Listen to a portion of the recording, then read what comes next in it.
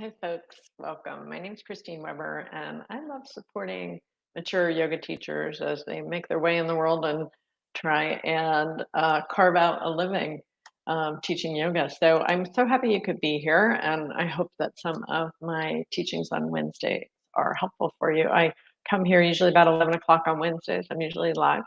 You can find me on Instagram, YouTube, or Facebook, Subtle Yoga Christine Weber, with Christine Weber. Okay, today I want to talk about the problems with BMI and also with hip to waist ratios, which are often considered indicators of metabolic health.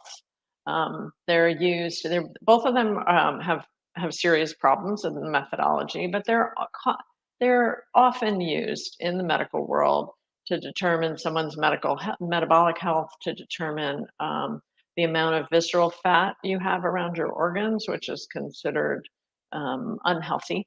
And they're often used to determine cardiac health as well. So first disclaimer: I'm a yoga teacher and I specialize in mental health. So I want to talk about the problems of these indicators from that perspective. I'm not going to get into the data and the numbers. That's not really my field. It's not my ball game. I'm more interested in how yoga can help people to feel better about themselves, to regulate the nervous system, and to build greater resilience. Yesterday, I was watching a short video with a woman that I've been following for a long time, and I find her information to be really helpful specifically for menopausal people. Her name is Mary Claire Haber. She's the founder of the what do they call it? The Galveston diet. I saw I just had some problems on my stream, so I'm glad I came back. Okay, so anyway, she's been such an advocate for women with menopause, and I really appreciate her work. And it's so interesting because people will tell me, I have a much smaller following than Mary Claire, but people will say to me, I like listening to what you talk about, but sometimes I disagree with you. And of course, like if we agreed with everything, like, that would not be a very healthy relationship. Of course we disagree on stuff. It's normal. It's more about having a conversation, right? So with Mary, I feel that way with Mary Claire. Like I love a lot of the things she puts out. She's a physician. She follows the research. She's so dynamic and she just is incredibly prolific in the stuff she puts out. But also some of the things she does, I'm not crazy about. One of those, for example, is she talks about how you can have a flat stomach like hers, and she'll often like lift up her shirt and show you her flat stomach, if you follow her methods. And I think that is really problematic for a number of reasons. Many women, particularly postmenopausal women, are it's okay if you don't have a flat stomach. You don't really need one, and there's reasons to not have a flat stomach. So, for example, I was talking to my acupuncturist. So she's a world-class acupuncturist. Her name is Julianne Head Nugent, and she has studied. She was in China for 10 years studying. She's one of the most well-respected acupuncturists in the United States. So Julianne was saying to me, as women get older, we use a little bit of that visceral fat, not a lot, but we use a little visceral fat to support the organs. I was like, oh, that's interesting. Not to mention, from a Western perspective, there is discussion around the receptors in the estrogen receptors in the cells of the fat and the abdominal fat, the little pouch that you get below, many women get, not everybody, below the navel, and how that is helpful for that's helpful for estrogen as we get older. Like it's not necessarily a bad thing to have a little bit of abdominal fat. So last night I was listening to Mary Claire and she was talking to Andrew Huberman. Anyway, she's promoting a book that she recently wrote, and she was talking about how hip to waist ratio is a better indicator of all cause mortality, including cardiac health, than is BMI. So there's so much information about there. Go ahead and Google it about why BMI is a problem, right? Body mass index. But the hip to waist ratio, she said it should be under 7.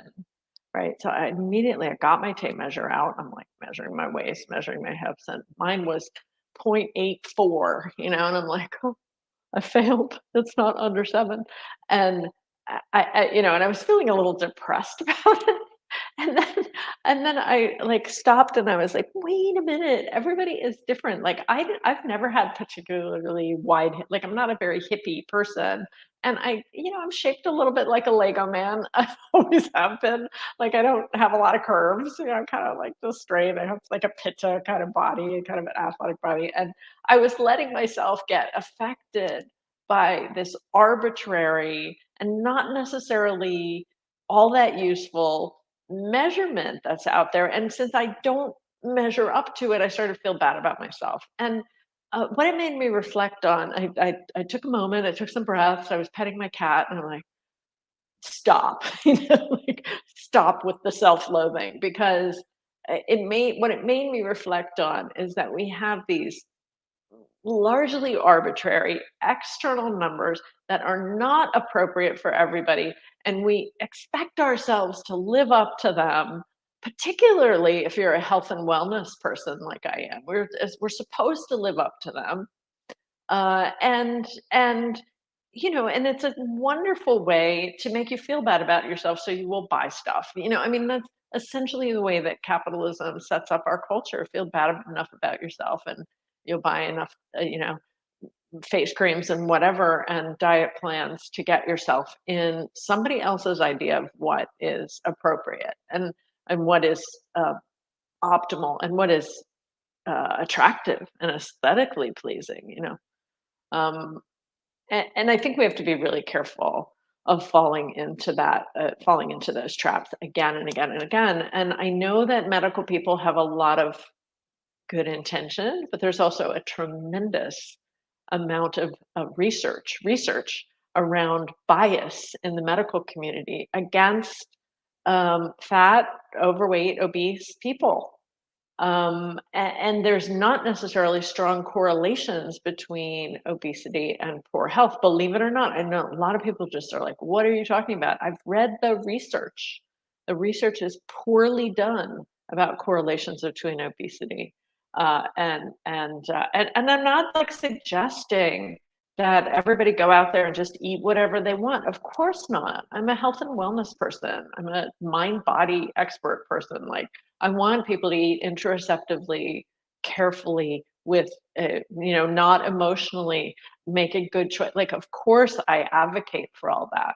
But at the same time, I think we have to be very careful about the biases that are out there against larger bodied people. And we have to be very careful not to internalize them and weaponize them against ourselves. So lots of respect to Mary Claire and her wonderful work. And at the same time, please stop telling people that they can get a flat belly like yours. It's not necessarily practical. It's not reasonable, and it causes harm. Frankly, I think it triggers body image issues, body dysmorphia, and eating disordered eating behaviors. So that would be my message to Mary Claire. And I hope it's helpful for you too to hear some of this information. If you want to go down that rabbit hole, there's plenty of research out there. But there was a woman named Kathleen. I'm forgetting her last name. She's a researcher. It's called something like the story of a researcher getting persecuted for it just put that in persecuted for her data on obesity and health. And I can't remember Kathleen's last name, but I'll look it up and I'll put it in the comments or I'll put it in the description.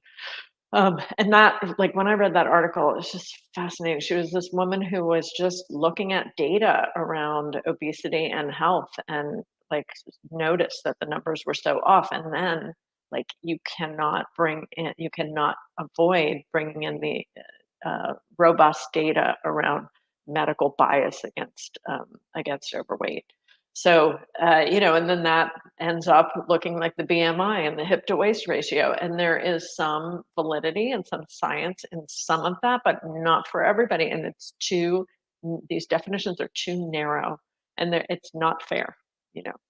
Particularly, we live in these cultures where there's not a lot of connection, people feel isolated, and they turn to food for love, and that, you know, That's a lot of what has gone on, and not to mention the whole industrial complex, the food industrial complex and the junk that they feed people.